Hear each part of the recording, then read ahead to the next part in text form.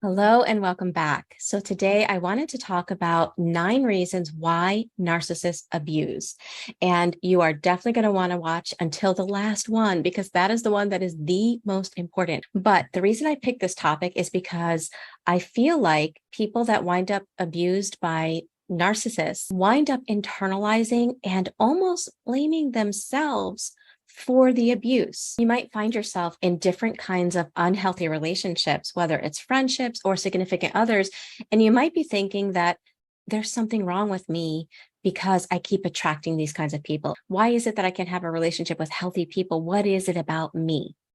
And so I really want to shine the light on reality and the reality of why narcissists abuse, hopefully so that it takes some of that internalized shame away from you. And after you hear the last one that I'm going to mention, hopefully it gives you some empowerment to change your circumstances. Okay. That being said, let's dive in. Okay, my friends, this is me interrupting me because I want you to know of a valuable resource that is helpful when you're healing from emotional trauma. Transformational healing begins when we start putting the focus on these wounded pieces of us that are inside. Today is July 11th, 2024. From now until the end of this month, I'm offering a year membership in the School of Transformation. So if you think this is a resource that could be helpful for you, make sure you join before the sale ends, the last day of June 2024. Okay, so let's talk about those reasons. Number one is that if you're dealing with a malignant narcissist, it's different than somebody that is narcissistic, right? Somebody that can be high on the scale and be very self-entitled, very selfish, very into themselves, and not be a malignant narcissist. When they step into that realm of being a malignant narcissist, now they are abusive and manipulative. Now it is a disorder. And one part of that disorder, and people that have that disorder actually get pleasure from seeing other people in pain. The pain of others gives them a sense of, if they're in pain, they're here and I'm up here. I'm better, I'm superior. So they actually feel pleasure in seeing other people in pain. Another reason they might abuse is because maybe they were abused as well. And I know a lot of people will be like, well, so was I, and I don't abuse anybody. And yes, that's extremely true, right? Narcissists and codependents often have the same wound that shows up differently. A codependent can have narcissistic parents that abused them, and maybe because their trauma response was maybe freeze or fawn, that moves that person into the realm of codependency. Whereas another child, same circumstances, same situation, has a very strong fight response, they can become like the narcissist, right? So it's their trauma response that can determine, as well as the role that they played. So depending on the role that they were forced to be in, if you were the scapegoated child, you're more likely to wind up becoming a codependent, and a golden child winds up becoming a narcissist. So those are just some circumstances that can lend to which way the child is going to handle that wound. But the reality is that if that is the template through which we lived in our family system and we don't learn anything else, then we wind up recreating that family system as an adult. Number 3, narcissists abuse because they don't know how to regulate their own emotions. In fact, if you really watch a narcissist in narcissistic rage or having narcissistic rage, they're very much like a full-grown adult toddler. Just like a toddler that's upset when they don't get their way, they are out of control. There is no reason with that toddler at that moment where they're at that heightened state of emotion. That's exactly how a narcissist is. There's no ability to handle any overwhelming emotion, whether it's pain, whether it's disappointment, whether it's being upset, feeling hurt. And so as a result, like a toddler, they act it out, and that can create an extremely abusive environment.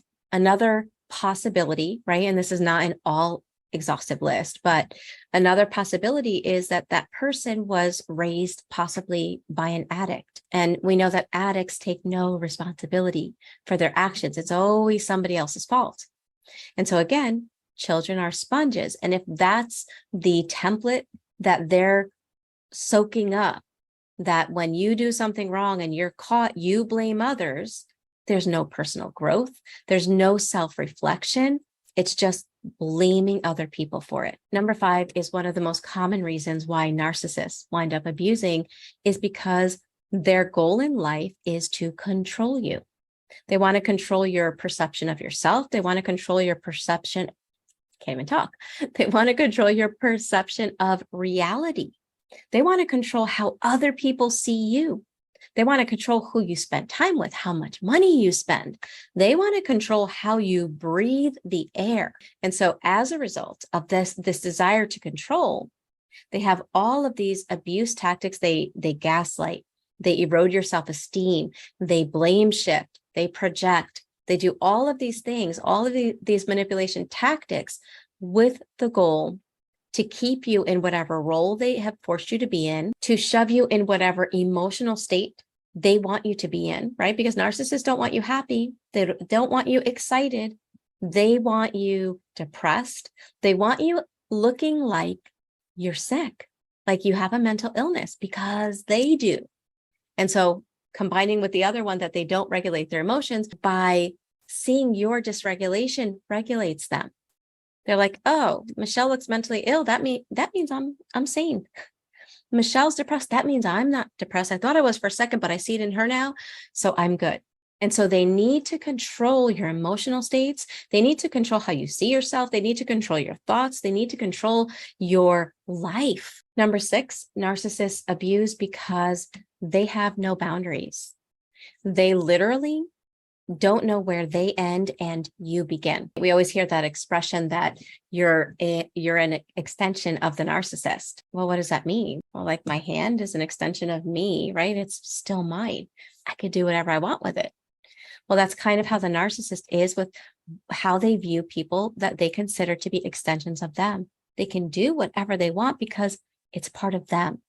It's their right to do whatever they want, to treat that person however they want, because in their mind, there is no separation. You do not have rights. Number 7, narcissists abuse because they have no empathy. I can't tell you how many times I've had clients tell me, Michele, I could be lying on the floor crying and they'll hop over me like they're playing hopscotch, and it means nothing to them. There's not an emotional component that wakes up when they see me in pain. See me happy, and whoa, that really wakes something up in them. But see me in pain, and it's like nothing. I could be pouring out blood and they wouldn't think twice about it. So that's why it's so easy for them to continue abuse for so long. I know I get clients sometimes, they're like, how could they do that? Like, how could they treat somebody like that? Because it doesn't touch them. It would be like if I had no sensation in my hand and I can touch a pot that was like, burning hot and it does nothing. Well, how can I do that? Well, because I have no sensation here. I have all my nerves are dead. Well, their mirror neurons that allow for empathy, it's as if they don't have any, or they have so few that it just doesn't wake up inside of them. Narcissists abuse you to keep you in the relationship. Oftentimes, part of their covert abuse is to make you feel not good enough. Nothing you do pleases them, right? So what happens is when you feel that low about yourself and they're chipping away constantly at your self-esteem, your self-perception, what happens is you don't think you deserve anything else. And you wind up staying and enduring abuse, really believing that it's your fault and there's nothing you can do about it. So those are 8 reasons why narcissists abuse. Again, I know that you guys can probably come up with tons more reasons. Let me know in the comment section below. I'd love to hear your reasons that you've seen as well. However, I want to mention the last one because the last one is the most important, I feel. Okay, because all of those 8 have more to do with the narcissist than they do with you. And the reality is that the 9th reason narcissists abuse or wind up abusing you is because you don't realize you're being abused. Maybe you were brought up in unhealthy dynamics, or maybe you have negative beliefs inside that the narcissist was able to hone in on, feeling maybe inferior or not good enough or unworthy for whatever reason. And the narcissist kind of hijacks your subconscious beliefs. And especially if they're a covert abuser, maybe they don't call you names. Maybe they don't scream and yell. Maybe they point out all your negative qualities to help you. It's done like, oh, it's because I care. And so on a surface level, it doesn't look like abuse, especially if you dealt with some form of covert emotional abuse in the past. Or it could be that you've dealt with overt abuse, so you know what that looks like. And so this more hidden form of abuse can fly under your radar. And the thing is that when we don't understand what abuse looks like, and when we don't understand what's happening, we're basically like the frog in the boiling water, right? There's that saying that if you put a frog in boiling water, it will jump out because it realizes the danger.